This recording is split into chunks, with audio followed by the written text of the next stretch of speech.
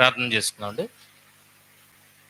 మహోన్నతుడైన మా తండ్రి, మీ మహాఘనమైన శ్రేష్టమైన పవిత్రమైన నామానికి వేలాది వందనాలు తెలియజేస్తున్నాము. ఇచ్చిన సదావకాశాన్ని బట్టి వందనాలు. పిల్లలందరినీ మీరు క్షేమంగా ఇక్కడికి నడిపించి వచ్చారు, అందుని బట్టి వందనాలు తెలియజేస్తున్నాం తండ్రి. దేవా, ఈరోజు సెలవు దినం అయినప్పటికీ మీ అందు ఆసక్తి కలిగి మరి మీ పిల్లలందరూ తండ్రి మీ సన్నిధానంలో కూర్చొని నేర్చుకోవాలని ఆశపడుతూ వచ్చారు తండ్రి. దేవా, వారి ఆశను తీర్చండి. దేవా, వారిని తృప్తిపరచండి. మరి చెప్పడానికి నేను తండ్రి కేవలం ఒట్టి పాత్రను తండ్రి మీరు నింపితే నేను తండ్రి మాట్లాడగలుగుతాను. మరి మీ నింపుదల కోసము మేము ఆశపడుతున్నాము, ప్రాధాయపడుతున్నాము. సహాయం దయచేయండి దేవా. మా గొప్పతనము కాదు, మీరే మహింపరచబడాలి. మహిమ ఘనత ప్రభావాలు మీకే ఆరోపిస్తూ జరగనున్న సెషన్లో మీరే తోడుకోవండి దేవా. మీ ఆలోచనలు ఇచ్చి నడిపించమని ప్రార్థిస్తూ ప్రభువైన యేసుక్రీస్తు వారి అతి శ్రేష్టమైన నామములో ఈ ప్రార్థన మనవులు అడిగి వేడుకొంచున్నాం మా తండ్రి, ఆమేన్. మొదటిగా కూడి వచ్చిన మీ అందరికీ మన ప్రభు రక్షకుడైన యేసుక్రీస్తు వారి అతి శ్రేష్టమైన నామములో వందనాలు తెలియజేస్తున్నాను. మరి దేవుడు అద్భుత రీతిలో ఈ కార్యక్రమాన్ని మరి ఏర్పాటు చేస్తున్నాడు.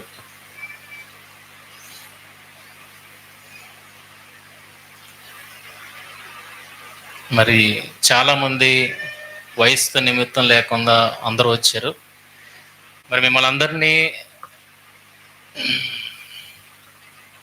మరి బోరు కొట్టించకుండా వాక్యం పట్ల ఆలోచించేవారుగా మిమ్మల్ని అందరినీ ఉంచాలన్నది నా ప్రయత్నం. అందుకే మీరు కూడా సహకరించాలని కోరుకుంటున్నాను. ఆదికాండం మనం అందరం చదివి ఉంటాం కదండి. ఆదికాండం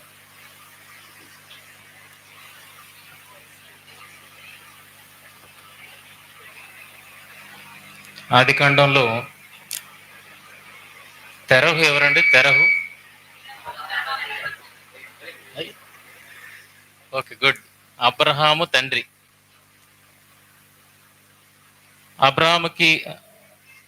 తెరహుకి ఎంతమంది కుమారులు? ముగ్గురు. ఎవరెవరు?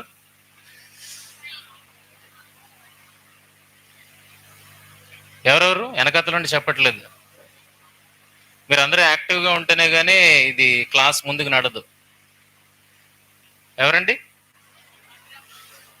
అబ్రహాము, నాహోరు, హారాను. ఓకేనా? మొదటివాడు ఎవరండి? మొదటివాడు ఎవరు? తెరహుకి మొదటివాడు ఎవరు? ఎవరు? అబ్రహామా? ఆదికాండం 11:26 చూడండి ఏముందో. మనం ఇదే కదండి చదువుతాం. తెరహు వంశావళి.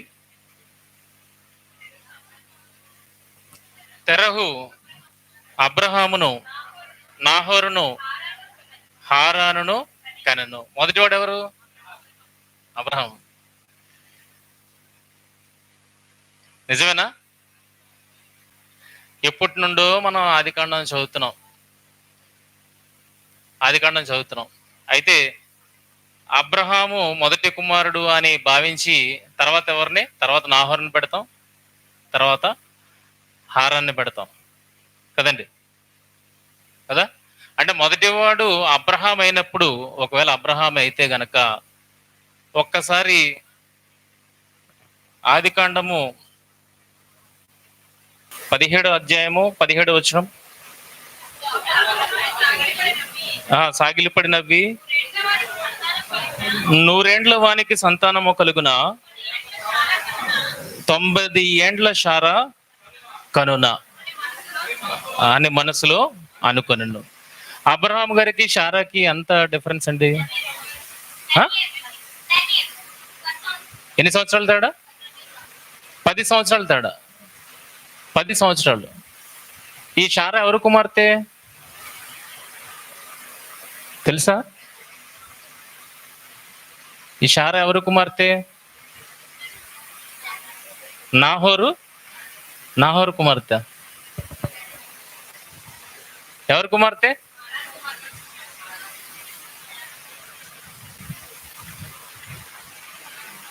ఎవరు కుమార్తె అండి? వెంకీ, జాన్ చెప్పు. హారాను కుమార్తె. ఏ హారాను? ఏ హారాను?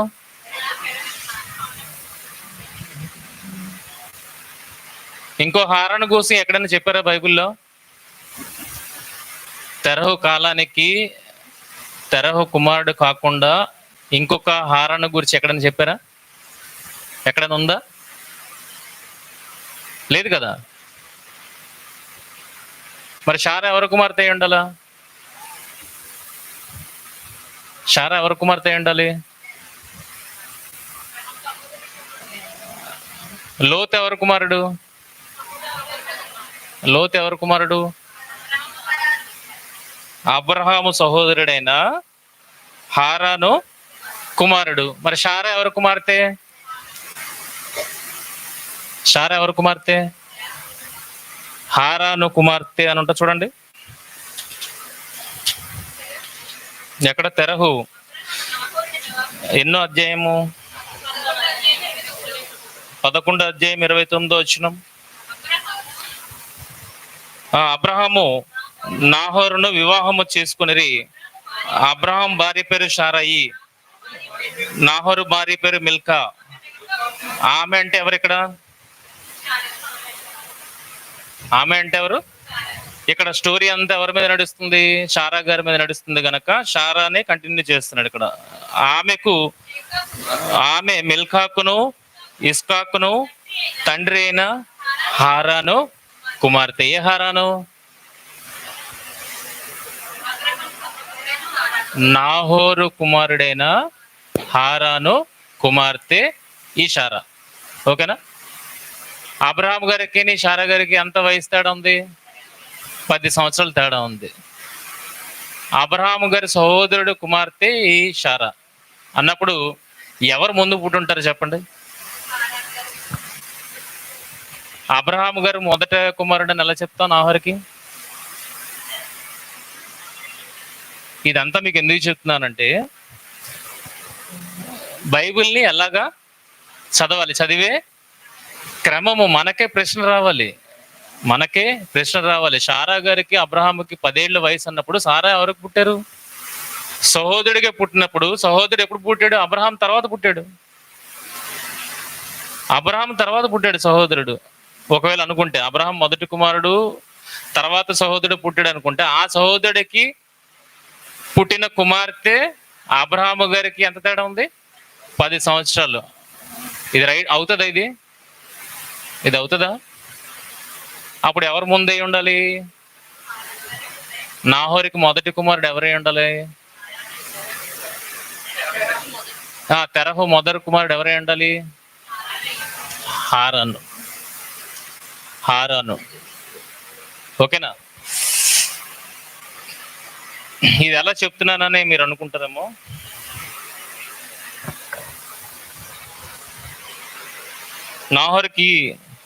తెరహుకి ఎప్పుడు నుండి పిల్లలు పుట్టారండి? తెరహుకి ఎప్పుడు నుండి పిల్లలు పుట్టారు? ఏ వయసులో పిల్లలు కలిగారంట? తెరహు 70 ఏండ్లు బ్రతికి అబ్రహామును నాహోరును హారానును కనెను. 70 ఏండ్లప్పుడు ఆయనకి పిల్లలు కలిగారు. ఆ 70 ఏండ్ల నుండి కొంతకాలానికి 3 పిల్లలు పుట్టేశారు ఆయన. ఇంతకీ 70 ఏండ్లకి ఎవరు పుట్టారు? ఇప్పటి వరకు చూపించిన క్రమాన్నే మనం నమ్ముతూ అబ్రహాము, నాహోరు, హారాన్ అని మనం చదువుకున్నాం. కానీ మొట్టమొదటి కుమారుడు ఎవరు? తెరహుకి అబ్రహాము గారు కాదు. చూడండి అది ఎలాగో. తెరహు బ్రతికిన కాలము 205 ఏండ్లు. తెరహు హారాన్లో మృతి పొందెను. తర్వాత అబ్రహాము గారు జర్నీ స్టార్ట్ చేశారు. చూడగలిగితే 4వ వచనం, 12వ అధ్యాయం 4వ వచనం.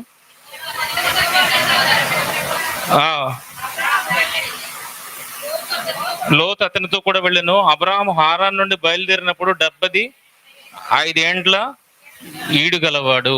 హారాన్లో వాళ్ళ తండ్రి చనిపోయింది ఎన్ని సంవత్సరాలకండి? 205 ఏండ్లు. అప్పటికి అబ్రహాం గారికి వయసు ఎంత? మైనస్ చేయండి. ఎప్పుడు పుట్టారు తెరహు గారికి?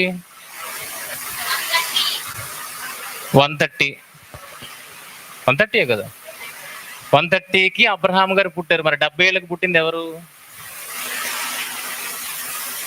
70 ఏళ్ళకు పుట్టింది ఎవరు? హారాను ప్రేమ. చూడండి, మనం ఎప్పటి నుండో ఆది కాండాన్ని చదువుతున్నాం. అందులో నుండి ప్రశ్నించినప్పుడే ఎవరు తెరహుకి ప్రథమ కుమారుడు అని అంటే ఏమని చెప్తున్నాం? అబ్రహాము గారు అని చెప్తున్నాం. కానీ అబ్రహాం గారు కాదు. ఎవరు? హారాను. హారాను ప్రియమైన వాళ్ళరా, మొదట 70 ఏళ్ళకి, తెరహుకి 70 ఏళ్ళకి పుట్టింది హారాను. అంటే మనం ఎంతగా బైబిల్ను సరిగా విభజించి చదవాలో మనకి ఈ చిన్న విషయాన్ని బట్టి మనకి అర్థమవుతుందా లేదా?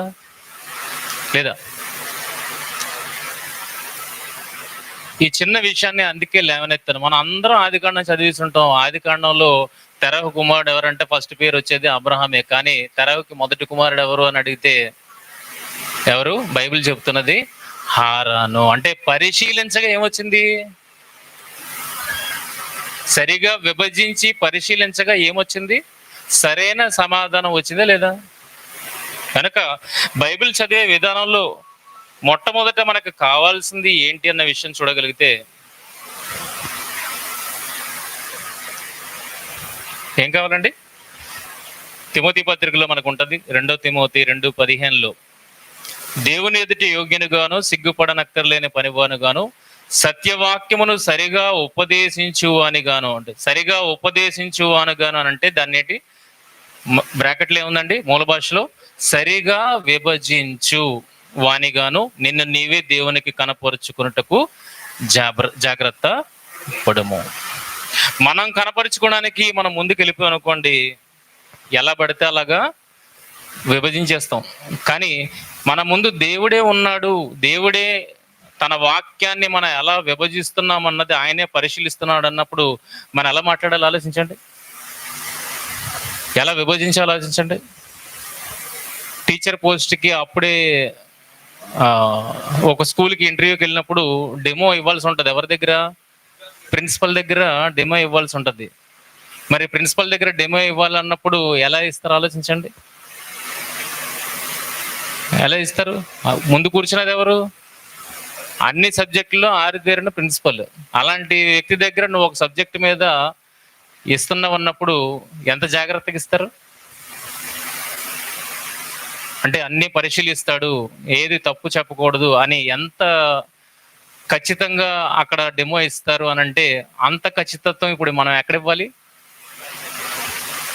మన ఎదుట ఎవరు కూర్చున్నారు? దేవుడు. దేవుని ఎదుట యోగ్యునిగాను సిగ్గుపడనక్కర్లేని పనివానుగాను సత్యవాక్యమును సరిగా ఉపదేశించువానుగాను నేను నీవే దేవునికి కనపరుచుకో. మనుషులకు కాదు.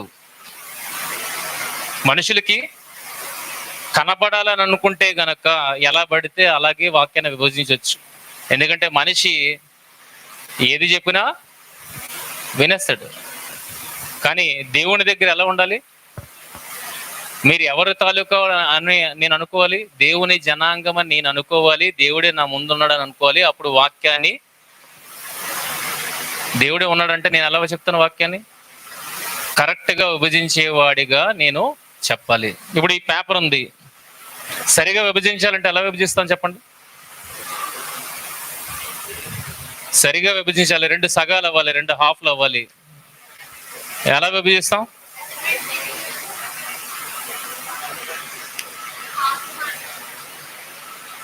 హాఫ్ మడత పెట్టారు, మడత పెట్టినా కూడా సరిగా విభజించాలి. ఏం కావాలి? మడత మీద కట్ చేయాలి కదా. మడతను చూడాలా వద్దా? 2 హాఫ్స్ చేయాలంటే ఇప్పుడు దేన్ని చూడాలి మనం? సరిగా విభజించాలంటే దాన్ని లైన్ని పరిశీలించాలి. కట్ చేసాడు ఎవరి వల్లనే అవుతుంది. మా పాపకి ఇచ్చినా కట్ చేసేస్తుంది. కానీ సరిగా కట్ చేయాలని అంటే ఎలా కట్ చేయాలి?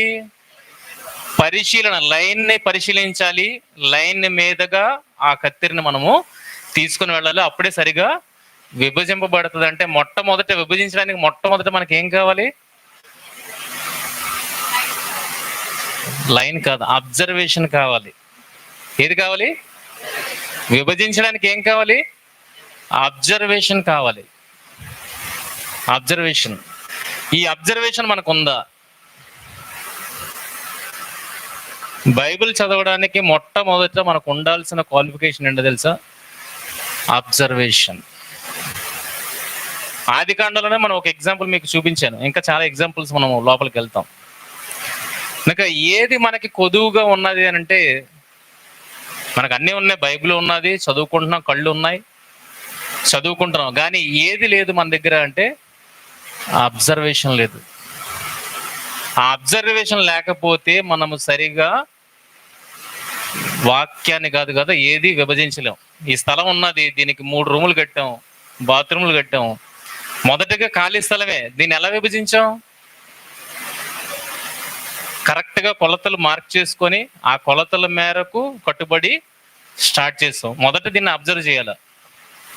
అబ్జర్వ్ చేయకుండా ఇష్టానుసారంగా కట్టేస్తాను అనుకోండి, అప్పుడు ఏమవుతుంది? పక్కోటి స్థలంలోకి వెళ్ళిపోతాం. అవునా? అప్పుడు ఆడొచ్చి గొడవ పెడతాడు, సరిగ్గా మీకు చూడడం రాదా అని. అంటే మనకు మొదట ఏం కావాలి? అబ్జర్వేషన్ అనేది చాలా అవసరము. కానీ మనకు లేనిదేంటి?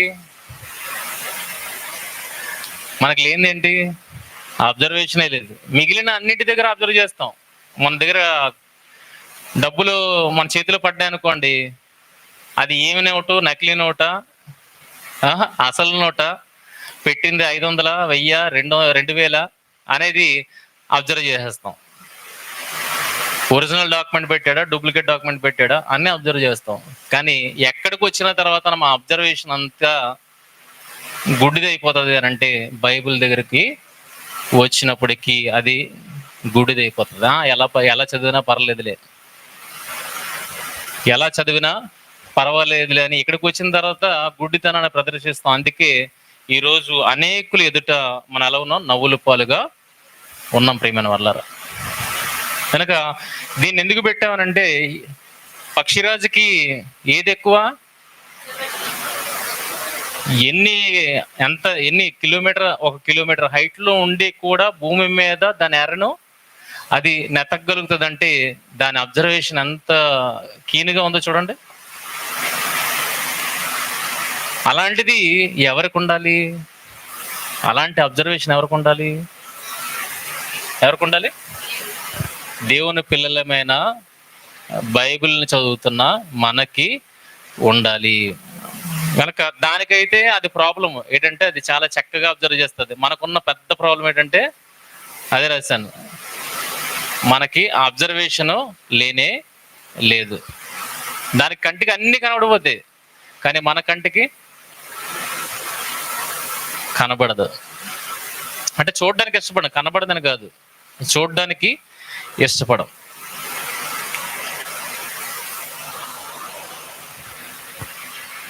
పోస్ట్ కార్డ్ ఎంతకాలం అయిందండి చూసి?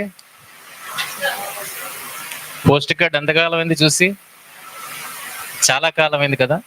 ఇప్పుడు ఈ పోస్ట్ కార్డు మీకు దొరికింది ఎవరికో, కొద్దిగా ఆసక్తి ఉంటుంది. ఏమో చాలా కాలం తర్వాత ఒక పోస్ట్ కార్డు చూసాను, ఇంతకీ పోస్ట్ కార్డు ఎవరికి రాశారు? చూడు, వదిలేస్తావా? దొరికింది కదా అని పక్కన పడేస్తావా? లేదు, ఒకసారి దాని మీద కన్నేయడానికి ప్రయత్నం చేస్తాం. కన్నేయడానికి ప్రయత్నం చేసినప్పుడు నా కన్ను అయితే మొట్టమొదటి ఎక్కడికి వెళ్తుంది తెలుసా? ఆ స్టాంప్ మీదకి వెళ్తుంది. ఎందుకంటే ఇంతకు ముందు నేను పోస్ట్ చేసి ఉండ కనుక ఎక్కడి నుండి వచ్చింది, ఎక్కడికి వెళ్తుంది అనేది ఆ స్టాంపును బట్టి మనకు తెలుసు. తపాలా స్టాంప్ అది, దాని మీద ప్లేస్ ఉంటుంది, డేట్ ఉంటుంది. అలాగే దొరికిన తర్వాత మనం ఎన్ని అబ్జర్వ్ చేస్తాం? ఎవరు రాశారు, ఎవరికి రాశారు, ఎక్కడి నుండి రాశారు, విషయం ఏంటి, ఏ కాలంలో రాశారు. చూడండి, ఎన్ని పాయింట్స్ ఆలోచిస్తున్నాం. ఏం ఉద్దేశించి రాశాడు, ఆ ఉద్దేశం అర్థం చేసుకునేటట్లుగా మనం చదువుతాం లేదా? కాలానికి వెళ్తాం, వ్యక్తులకు వెళ్తాం, వ్యక్తుల స్థితిగతుల దగ్గరికి వెళ్తాం. ఈ పరిస్థితిలో ఉండి రాశాడు అనమాట. ఆయన మిలిటరీలో యుద్ధం చేస్తున్నాడు, ఆ యుద్ధం ప్లేస్ నుండి రాశాడు అన్నది మీకు ఆ సందర్భాన్ని చదువుతున్న దాన్ని బట్టి మీకు అర్థం చేసుకోవడానికి ప్రయత్నం చేస్తారు. ఈ సందర్భంలో రాశాడు అనమాట, తన ఇంటి వరకు రాశాడు అనమాట, చాలా కాలం అయిందనమాట. చూడండి ఎన్ని పాయింట్స్. ఎవరైనా అడిగారా మిమ్మల్ని చెప్పమని? లేదే. మీ చేతిలోకి వచ్చిన దాని మీదే మీరే ఆసక్తితో ఇన్నింటిని నెతుకుతున్నారు కదా. మరి దీన్ని ఎవరిచ్చారు? మీరు పట్టుకున్నారా, దేవుడు పెట్టాడా? మరి దేవుడు పెట్టినప్పుడు ఇది ఎంత పురాతనమైంది, ఎంత పురాతనమైంది, దీనికంటే పురాతనమైంది. ఈ కార్డుకి, పోస్ట్ కార్డు కన్నా పురాతనమైనది 2000 సంవత్సరాలు, 3500 సంవత్సరాలు పురాతనమైనది అన్నప్పుడు దీన్ని ఎంత ఖచ్చితత్వంతో చదవాలి? ఎవరు రాశారు, ఎవరికి రాశారు, ఏ కాలంలో రాశారు, ఏ పరిస్థితుల మధ్య రాశారు, వాళ్ళకి ఏం అర్థం చేయించడానికి రాశారు? ఈ చదువుతున్నప్పుడు మనం అందులోనికి వెళ్ళిపోవాలి, లోపలికి. ఈ కార్డులోకి వెళ్ళగలిపోయాం మనం, ఈ కార్డు లోపలికి వెళ్ళగలిపోయాం. మనకు సంబంధమే లేదు. అది ఎవరికో రాసుకున్నది, ఎప్పుడో రాసుకున్నది. వాళ్ళకి మధ్యన అండర్స్టాండింగ్ ఉంది, వాళ్ళు ఏదో రాశారు వాళ్ళకి. కానీ అందులోనికి మనం ఈ కార్డుని చదువుతున్నప్పుడు వెళ్ళిపోతాం కదా. అలాగే ఇందులోకి కూడా వెళ్ళిపోవాలి, ఇందులోకి కూడా మనం వెళ్ళాలి. అప్పుడే మనకి అర్థమవుతుంది ప్రేమ వల్ల. చూడండి, కొత్త నిబంధన 2000 సంవత్సరాలు అయితే పాత నిబంధన 3500 సంవత్సరాలు.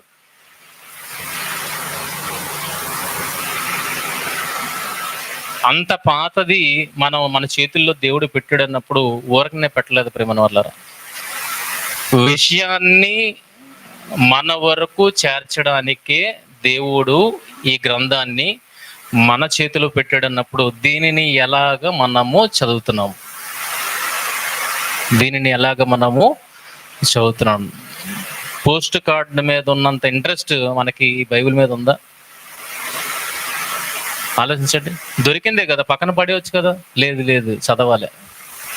దాని మీద అంత ఇంట్రెస్ట్ ఉన్నది అన్నప్పుడు దేవుడే డైరెక్ట్గా ఈ గ్రంథాన్ని మన చేతిలో పెట్టాడు అన్నప్పుడు మరి దీన్ని ఎంత చక్కగా,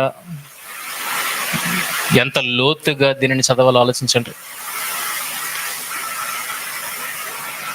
బంగారం ఎక్కడ దొరుకుతుందండి? బంగారం ఎక్కడ దొరుకుతుంది?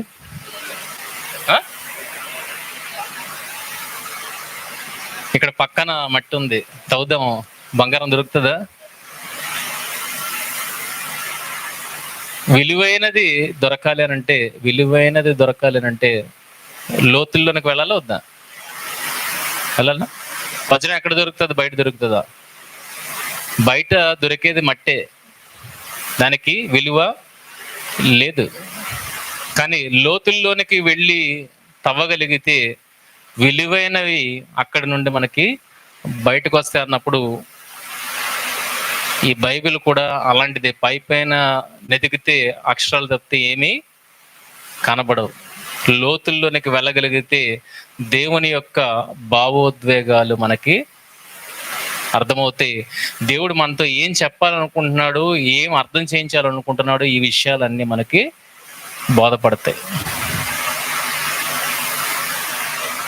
దేవుడి మాట విలువైందా కాదా? విలువలేందా? మరి విలువైన మాట ఎక్కడుంది? లోతుల్లో ఉంది. చూడండి,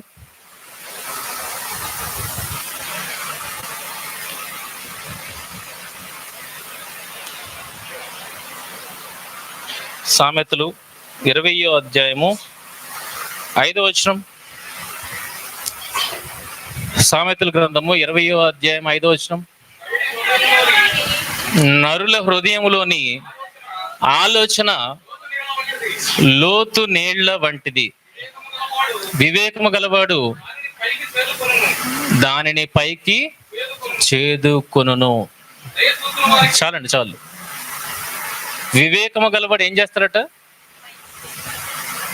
మన ఎదుటి వ్యక్తి లోతుగా ఉన్న విషయాలు మనకు తెలియవు, కానీ ఎప్పుడు తెలుస్తాయనంటే వాడిని మాటల్లో పెట్టాలి. ఒక డాక్టరు అలాగే తన పేషెంట్ని మాటల్లో పెట్టి మొదట విషయం చెప్పడు, అడిగితే విషయం చెప్పడు, కానీ మాటల్లో పెట్టి వాడు చెప్పకూడనివి కూడా వాడి లోతుల్లో దాగి ఉన్న విషయాలను బయటకు తీస్తాడు. ఇది పోలీస్ ఎంక్వైరీలు కానివ్వండి, ఇంకా డాక్టర్ ట్రీట్మెంట్లు కానివ్వండి, ఇవన్నీ మనకి కనబడతాయి. అలా ఎవరు తీయగలుగుతారంట? వివేకము గలవాడు తీయగలుగుతాడంట. వివేకము గలవాడు తీయగలుగుతాడు. చదువుకోవచ్చా లేదా? చదువుకోవచ్చా లేదా? చదువుకోవచ్చు. మనిషి లోతుల్లో ఉన్న విషయాలను కూడా వివేకము కలిగిన వాడు చదువుకోవచ్చు అన్నప్పుడు దేవుని విషయాలను కూడా ఎలా తెలుసుకోవాలని అంటున్నాడు, ఆశపడుతున్నాడు దేవుడు అని చూడగలిగితే, కీర్తనల గ్రంథము 14వ అధ్యాయం 1వ వచనం. కీర్తనల గ్రంథము 14వ అధ్యాయము. దేవుడు లేడని బుద్ధిహీనులు తమ హృదయములో అనుకొందురు.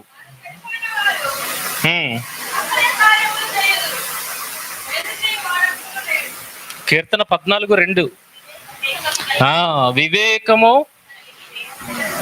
కలిగి దేవుణ్ణి వెదకువారు కలరేమో అని యెహోవా ఆకాశము నుండి చూచి నరులను పరిశీలించుచున్నాడు. ఏముండాలంట? మనకేముండాలని దేవుడు కోరుకుంటున్నాడు? వివేకం ఉండాలి. వివేకం ఉంటే ఏం తెలుసుకోవచ్చు? లోతుల్లో ఉన్న దేవుని విషయాలను బయటికి తీసుకురావచ్చు. అవి విలువైనవి. ఆ విలువైనవి లోతుల్లో ఉన్నాయి. లోతుల్లో ఉన్నప్పుడు వాటిని బయటికి తీయాలంటే మనకి ఏముండాలని చెప్తున్నాడు? వివేకం ఉండాలి. మనిషి దగ్గర వివేకాన్ని ఉపయోగిస్తాం, కానీ ఎక్కడికి వచ్చి వివేకాన్ని చంపేస్తాం? ఇక్కడ బైబిల్ దగ్గరికి రాగానే అవసరం లేదు. అదే ఎగ్జామ్స్కి ప్రిపేర్ అవ్వాలంటే అక్కడ మళ్ళా ఉపయోగిస్తాం. విషయాన్ని తెలుసుకోవాలి, మంచిగా రాయాలి, మంచిగా మార్కులు రావాలి, అక్కడ వివేకం ఉంటుంది మళ్ళా. కానీ ఇక్కడికి వచ్చినప్పటికీ నిర్లక్ష్యం, నీరసం అన్నీ వచ్చేస్తాయి. కనుక దేవుడు ఏం కోరుకుంటున్నాడు అన్న విషయం చూడగలిగితే, వివేకము కలిగిన వారుగా మనల్ని ఉండాలని ఆశపడుతున్నాడు. ఆ వివేకం దేనికంటే లోతైన విషయాలను మనము బయటికి తీసుకురావాలి. యెహోవా గ్రంథమును మీరు బాగా చదువుకుని ఉంటారు కదా, యెహోవా గ్రంథమును పరిశీలించి చదువుకునేది యెషయా గ్రంథంలో ఉంటుంది. ఎలా చదువుకోమన్నాడండి? పరిశీలించి. పైపైన చదివితే వచ్చేస్తుంది అన్నాడు. పరిశీలించి చదవమన్నాడు. ఆ పరిశీలన మనకు ఉండాలి అని ఈరోజు ఈ తరగతులు అనేవి ఏర్పాటు చేయడము జరిగింది. ప్రియమైన వాళ్ళరా,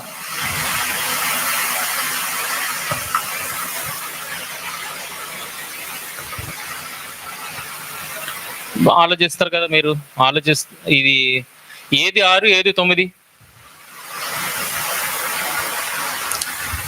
ఏది 6 ఏది 9?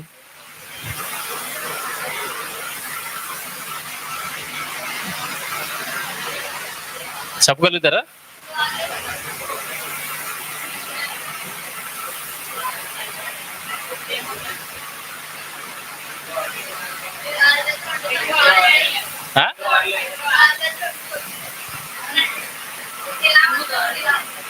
చూసేవాడి దృక్పథాన్ని బట్టి ఉంటది కదండి. ఇప్పుడు నేను ఇటు నుండి చూస్తున్నాను, నాకు ఇది 9 ఉంది, అటు సైడ్కి అది 9 ఉంది, కానీ అటు సైడ్కి నాకు 6గా ఉంది, ఇది 9గా ఉంది. చూసేవాడి దృక్పథాన్ని బట్టి అది ఏదైనా అవ్వచ్చు, కానీ చూసేవాడి దృక్పథాన్ని బట్టి మనం దాన్ని ఫిక్స్ చేయకూడదు. ఎవరిని బట్టి ఫిక్స్ చేయాలి? మీరు ఎందుకు చెప్తున్నాడో మీకు అర్థం కావాలి. ఎవరిని బట్టి ఫిక్స్ చేయాలి? దాన్ని ఎవరైతే ప్రిపేర్ చేశారో, ఎవరైతే ఒక క్రమాన్ని ఇచ్చారో, ఆ క్రమంలోనికి మనం వెళ్ళగలిగితే ఏది 6 ఏది 9 మనకి అర్థమవుతుంది. కనుక మన దృష్టి కాదు, బైబిల్ చదువుతున్నప్పుడు మన దృష్టి అనేది పనిచేయదు. ఎవరి దృష్టి కావాలి? పరిశుద్ధాత్మని దృష్టి కావాలి. రెండోది, రచయిత ఏ ఉద్దేశముతో దానిని రాశాడో అది మనకు కావాలి. ఇందాక కార్డు చూపించాను కదా, పోస్ట్ కార్డు. ఎవరికో రాశారు, అందులో ఏం వెతుకుతున్నావు? అందులో ఏమి వెతుకుతున్నాం? ఆయన ఏ ఉద్దేశముతో అవతల వాడికి రాశాడు. మనకు అర్థమైంది చదవట్లేదు అందులో. ఆయన రాసింది అర్థం చేసుకోవడానికి ప్రయత్నం చేస్తున్నాం, అది చదువుతున్నాం. అలాగే ఇప్పుడు ఇది ఉంది, ఇది వాక్యం అనుకోండి. ఈ వాక్యాన్ని ఎలా అర్థం చేసుకోవాలి మనం? వాక్యాన్ని ఎలా మనకు అర్థమైన రీతిలో అర్థం చేసుకోవాలా? ఎలా అర్థం చేసుకోవాలి?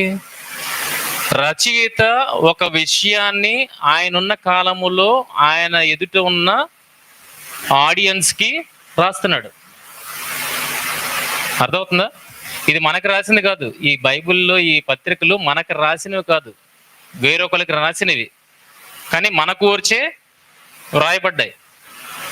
మనకు రాసినవి కాదు కానీ మన కోసమే రాయబడ్డాయి. ఓకేనా?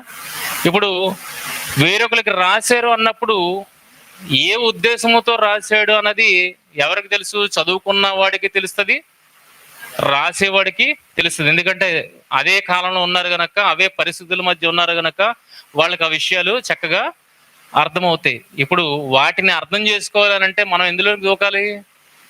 అక్కడ దూకాలి, వెళ్ళాలి. ఆ పరిస్థితుల మధ్యకి వెళ్తే అప్పుడు మనకు అర్థమవుతుంది ఏ ఇంటెన్షన్తో ఆథర్ రాస్తున్నాడు, వాళ్ళకి ఏం అర్థమైంది. ఇప్పుడు మనం ఏం అర్థం చేసుకోవాలి? వాళ్ళిద్దరికీ అర్థమైన దాన్నే మనము అర్థం చేసుకోవాలి అన్నప్పుడు ఇప్పుడు ఇది మన ఆలోచన బట్టి ఇది 9 ఇది 6 అనడానికి లేదు. ఇప్పుడు ఎవరిని బట్టి అనాలి? ఒక డిజైన్ చేశాడు, ఇది ఒకడు డిజైన్ చేశాడు అంటే బైబిల్ కూడా పరిశుద్ధాత్మ దేవుడు తన ప్రేరణ చేత రాయించాడు. ఇది పరిశుద్ధాత్మ ప్రేరణ చేత ఒకళ్ళు ప్రిపేర్ చేస్తే గనక అందులో ఎలా అమరుతుందో అలాగే మనము అమర్చాలి, విషయాన్ని తెలుసుకోవాలి.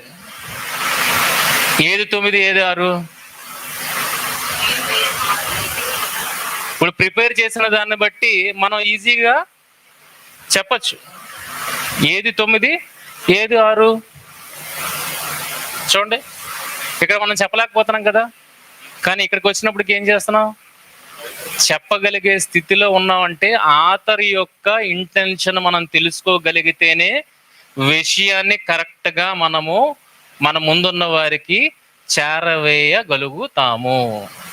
అది తెలియనంత వరకు సస్పెన్స్లోనే ఉంటుంది. ఆ విషయం తెలియనంత వరకు మనకు అగమ్యగోచరంగానే ఉంటుంది.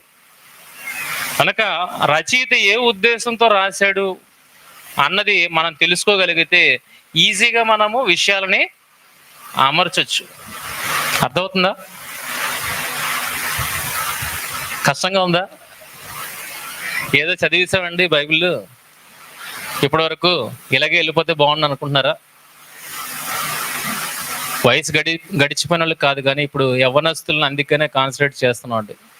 ఇంకా వాళ్ళకి వయసు ఉంది, చదువుకునే టైం ఉంది, ఇంకా వాళ్ళు చేయాల్సింది చాలా ఉంది. గనక వాళ్ళు ఈ జనరేషన్కి తగ్గట్టుగా బైబిల్ని అందుకోవాలి, వాళ్ళ దగ్గరికి వెళ్ళి బోధించాలి అన్న మరి ఆ సదుద్దేశంతోనే ఈ క్లాసెస్ అనేవి ఏర్పాటు చేయడము జరిగింది.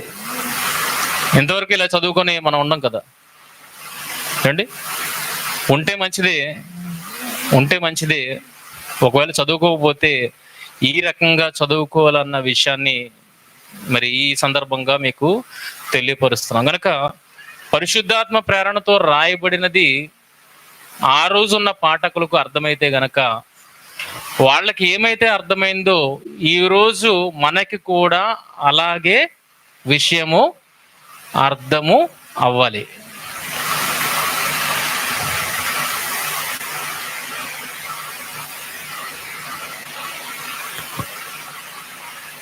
ఏముందండి ఇక్కడ? టవర్ ఉన్నది, అటుపక్క ఒకడు సెల్ ఫోన్ మాట్లాడుతున్నాడు, ఇటుపక్క ఒకడు సెల్ ఫోన్ మాట్లాడుతున్నాడు. ఓకేనా? ఇప్పుడు మనం ఫోన్ మాట్లాడుతున్నాం అనుకోండి, మాట్లాడిన వాడు ఏ ఉద్దేశంతో మాట్లాడుతున్నాడు, ఏ సందర్భాన్ని మాట్లాడుతున్నాడు, అది అలా యాజ్ ఇట్ ఈజ్గా ఎవరికి అర్థమవుతుంది? మాట్లాడేవాడు ఏ ఉద్దేశంతో అయితే మాట్లాడుతున్నాడు యాజ్ ఇట్ ఈజ్గా అది ఎవరికి అర్థమవుతుంది? వినేవాడికి అర్థమవుతుందా? ఆ మధ్యలో మీడియా ఉంది కదా, ఆ మీడియం ఉందా? నెట్వర్క్ అంటే ఎంత పర్ఫెక్ట్గా పనిచేస్తుంది. మాట్లాడేవాడికి వినేవాడికి మధ్యన ఆ మీడియా అనేది చాలా చక్కగా పనిచేస్తుంది. అందులో కొద్దిగా తేడా వచ్చింది అనుకోండి, ఒకసారి విదేశాల నుండి ఫోన్ వస్తుంది, టైం డిలే ఉంటుంది. టైం డిలే ఉన్నప్పుడు వాళ్ళు మాట్లాడిన కొన్ని సెకండ్స్కి మనకు వినబడుతుంది. మనం మాట్లాడేస్తాం ఈలోగా, మళ్ళీ దానికి రెస్పాన్స్ వాళ్ళు ఇస్తారు. కొద్దిగా డిస్టర్బెన్స్ ఉంటుంది అక్కడ, ఎందుకంటే లేట్ ఉండడం వల్ల. కానీ ఈ నెట్వర్క్లో మనం చూడగలిగితే ఆ మీడియా ఎలా పనిచేస్తుందంటే, ఏదైతే వ్యక్తి మాట్లాడాడో అది అలాగా పక్క వ్యక్తికి సేమ్ టు సేమ్ చేరవేస్తుంది అన్నది మనకు అర్థమైతే గనక, ఇప్పుడు ఇందులో ఉన్నది మన ముందున్న వాళ్ళకి ఎలా చేరవేయాలి? ఇది ఒకటి చెప్తుంది. ఏదైతే చెబుతుందో దాన్ని యాజ్ ఇట్ ఈజ్గా మీ ముందుకు నేను చేరవేయాలంటే నేను ఎలా పనిచేయాలి? మంచి మాధ్యమముగా నేను పనిచేయాలి. అలాంటి మాధ్యమాలు మీరు కావాలని ఆశపడుతున్నాం. అందుకనే ఈ సెషన్స్ని తీసుకుంటున్నాం. ప్రియమైన వాళ్ళారా, ఏం చెప్పాలనుకున్నాడు గ్రంథకర్త, ఏం చెప్పాలనుకుంటున్నాడు? ఆ చెప్పాలనుకున్నది మన ముందున్న వారికి యాజ్ ఇట్ ఈజ్ మనం చేర్చగలిగే మీడియాగా మనము ఉండాలి. దానికి ఏం కావాలంటే మనకి అలా చేర్చాలంటే మనకేం కావాలి? జ్ఞానము కావాలి, భాష కావాలి, తర్వాత సంస్కృతి కావాలి, కల్చర్, తర్వాత సందర్భం కావాలి, తర్వాత అనుభవాలు కావాలి. ఏముండాలంటే జ్ఞానం కావాలి, భాష రావాలి, సంస్కృతి విధి విధానాలు అర్థం కావాలి, తర్వాత సందర్భము కావాలి, తర్వాత వాళ్ళ మధ్య ఉన్న అనుభవాలు మనకి తెలియాలి.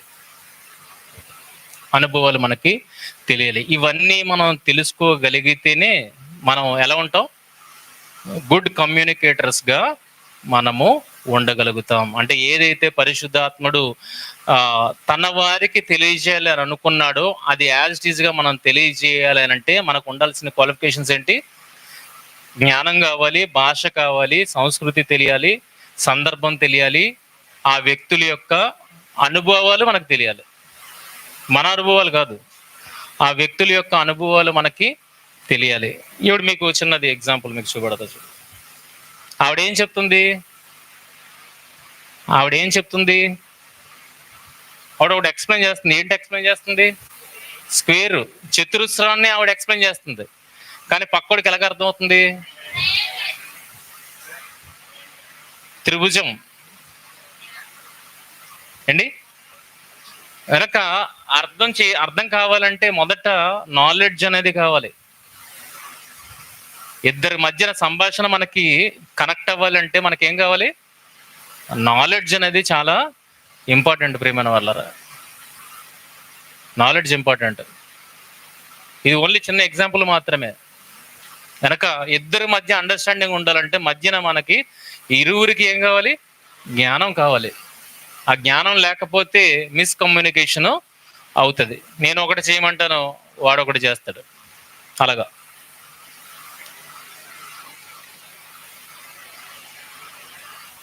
ఇంకోటి రెండోది ఏం ఆడుకున్నాం? జ్ఞానం తర్వాత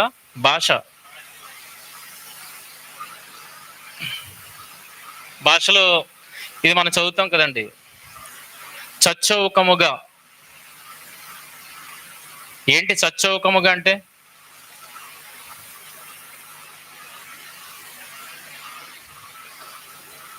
కిందన పోనీ ఉదకము అంటే స్నానము, నీరు. ఉదకము అంటే చూడండి, మీనింగ్స్ కూడా తెలియాలి వద్దా? భాష తెలియాలి వద్దా? చచ్చౌకము అని అంటే స్క్వేర్, ఉదకము అంటే వాటర్. అంటే భాష మీద కూడా మనకు ప్రావీణ్యత రావాలి. ఆ ప్రావీణ్యత మనకు లేకపోతే గనక మన ఇష్టానుసారంగా మనం చెప్పుకొని వెళ్ళిపోతాం. ఎందుకంటే మనం అర్థం చేసుకున్నది ఒకటి, ఏదైతే అర్థం చేసుకున్నావు అదే చెప్తావు. కానీ గ్రంథకర్త అది చెప్పాలనుకోవట్లేదు, అది చెప్పాలనుకోవట్లేదు.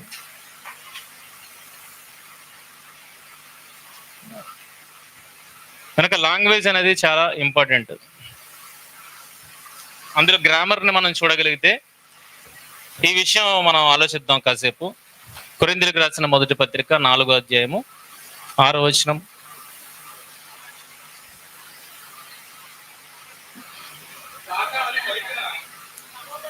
సహోదరులారా, మీరు మమ్మను చూచి లేఖనముల యందు రాసిన సంగతులను అతిక్రమింపకూడదని నేర్చుకొని.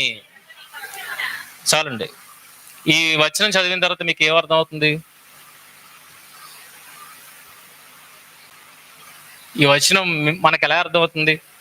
మీరు ఎలా అర్థం చేసుకుంటున్నారు ఒకసారి చెప్పండి.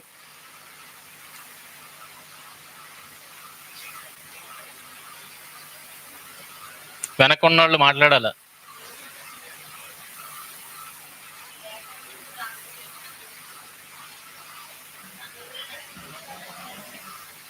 సంగతులను అతిక్రమింపకూడదు.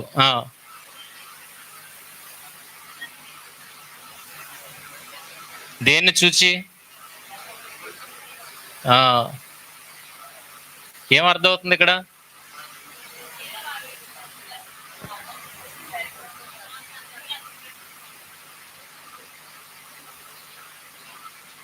మమ్మల్ని చూస్తున్నారు కదా, మమ్మల్ని చూస్తున్నారు. చూసినా ఏం చేయకూడదు? అతిక్రమింపకూడదు. అంటే ఆ భావన ఉందా అక్కడ? ఆ భావన ఉందా? ఉన్నదా?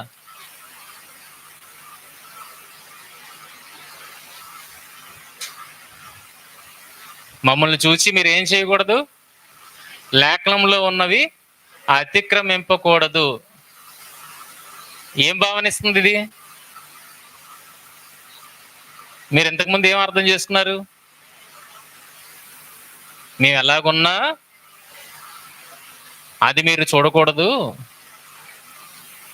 మేము ఎలాగున్నా అది మీకు అనవసరం.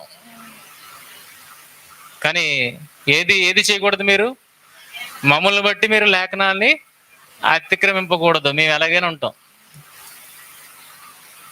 అదేనా చెప్తున్నాడు పౌలు అక్కడ? అందుకే భాష, ఆ గ్రామర్ అనేది చాలా అవసరం ప్రియమైన వాళ్ళారు. అదేనే చెప్తున్నా ఇక్కడ.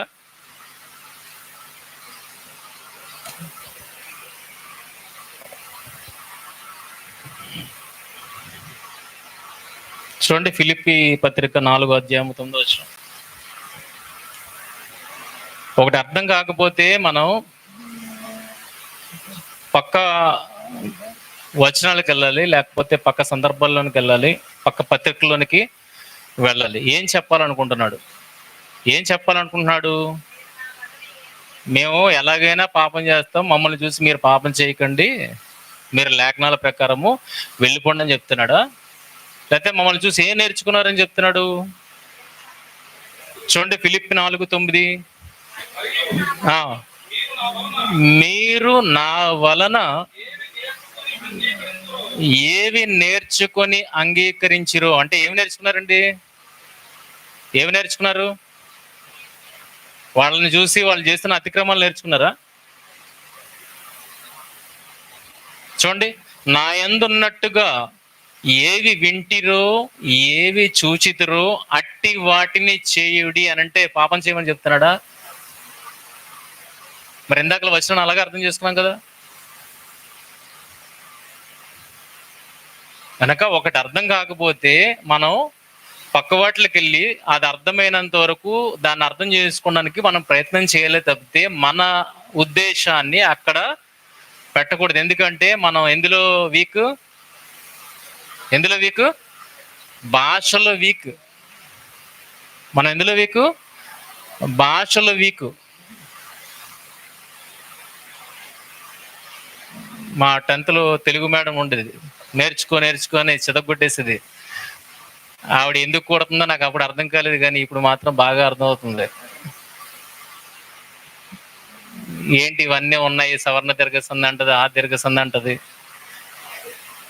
చాలా ఫైట్ అయ్యేది మా ఆవిడకి నాకు.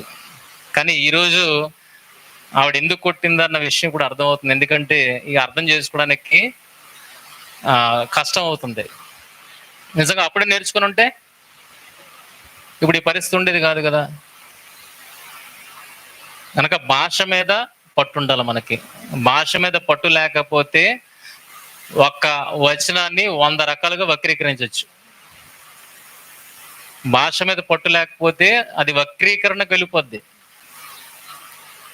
పరిశుద్ధాత్ముడు చెప్పాలనుకున్నది ఒకటి, మనం చెబుతున్నది ఒకటి. కానీ ఎలా ఉండమన్నాడు మనల్ని?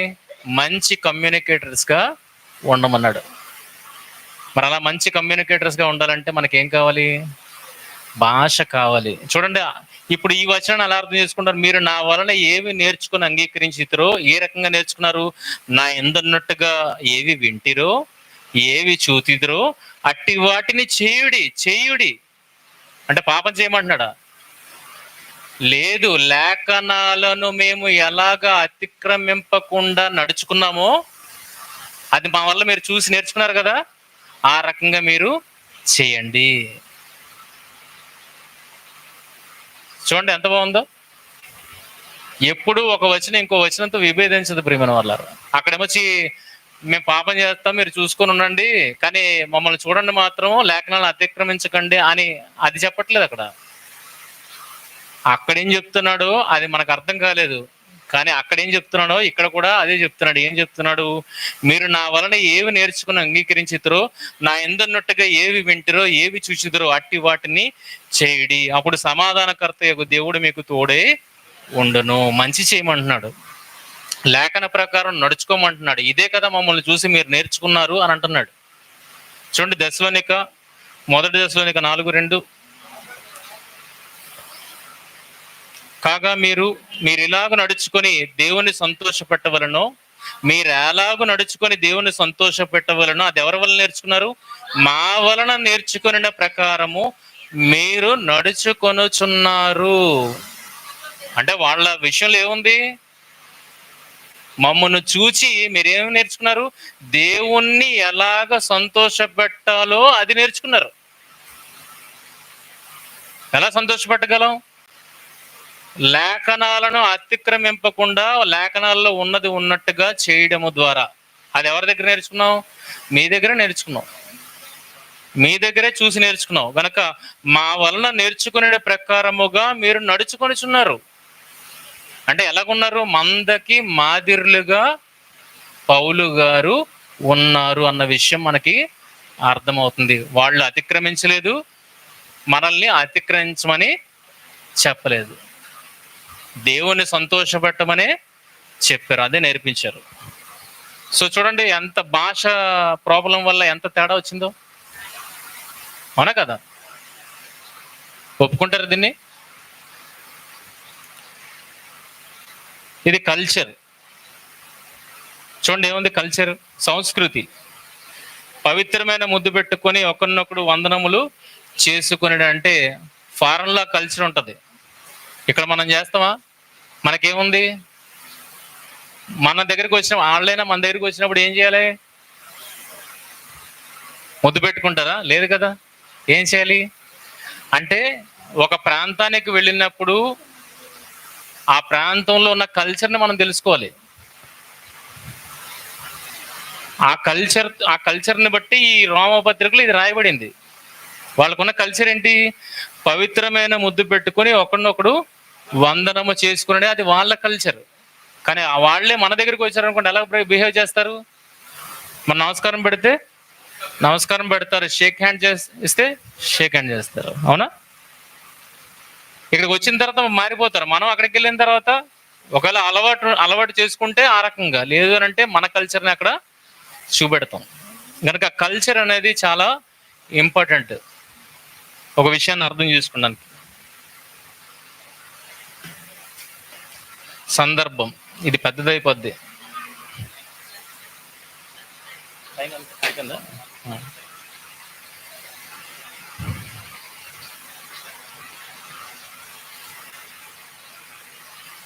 కనుక మనకేం కావాలి?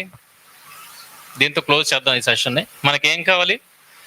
బైబిల్ ఆ రోజు ఆ కాలంలో రాయబడిన బైబిల్ని మనం అర్థం చేసుకోవాలి అని అంటే మనకేం కావాలి? ఫస్ట్ అబ్జర్వేషన్ అనేది చాలా అవసరం. తర్వాత అబ్జర్వ్ చేసిన దాన్ని విభజించడం అనేది సరిగా మనకి రావాలి. గీతనైతే చూస్తాం, మనం పేపర్ మీద గీతనైతే చూస్తాం, కానీ గీత మీద దేన్ని నడిపించాలా? సిజర్స్ నడిపించాలా వద్దా? కనుక ఇంటర్ప్రిటేషన్ అనేది మనకు రావాలి. అబ్జర్వ్ చేసిన తర్వాత సరిగా దానిని విభజించే వారముగా మనము ఉండాలి. అలా సరిగా విభజించగలిగితే మనం దాన్ని ఎవరికి అప్లై చేయించవచ్చు? మన జీవితాలలో దానిని ఎలా అప్లికేషన్కి తీసుకురావాలన్నది మనకి అర్థమవుతుంది. ఇది బైబిల్ స్టడీ యొక్క మెయిన్ కాన్సెప్ట్. కనుక మొదట అబ్జర్వేషన్ కావాలి, రెండోది సరిగా విభజించడం అనేది కావాలి. విభజించిన దాన్ని మనకి ఎలాగా అప్లై చేసుకోవాలి, ఏ రకంగా దాన్ని అనుసరించాలి, అవలంబించాలి అన్నది నెక్స్ట్ అప్లికేషన్లోనికి వస్తుంది.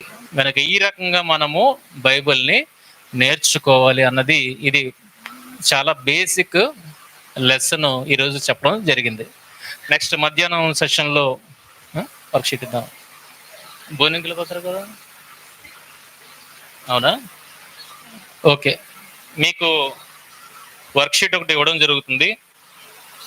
మనం ఎలాగా బైబిల్ని చదువుతున్నాము అన్నది మనం ఒకసారి చెక్ చేసుకుందాం. మనం బైబిల్ని ఎలా చదువుతున్నాం అన్నది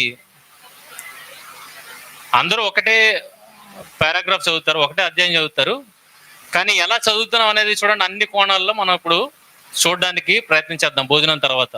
కనుక మీరు అందరూ బాగా చదవండి. 5 ప్రశ్నలు మాత్రమే ఇచ్చాను. 5 ప్రశ్నలకి మీరు సమాధానం రాయండి. మధ్యాహ్నం దాని మీద మనము మాట్లాడుకుందాం. మన అబ్జర్వేషన్ ఎలాగున్నదన్న విషయం తెలుస్తుంది.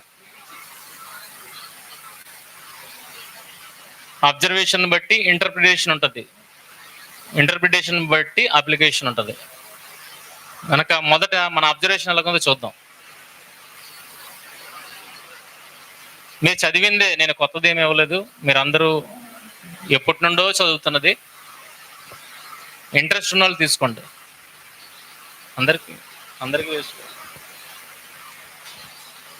మరి లంచ్ బ్రేక్కి మనం వెళ్దాం.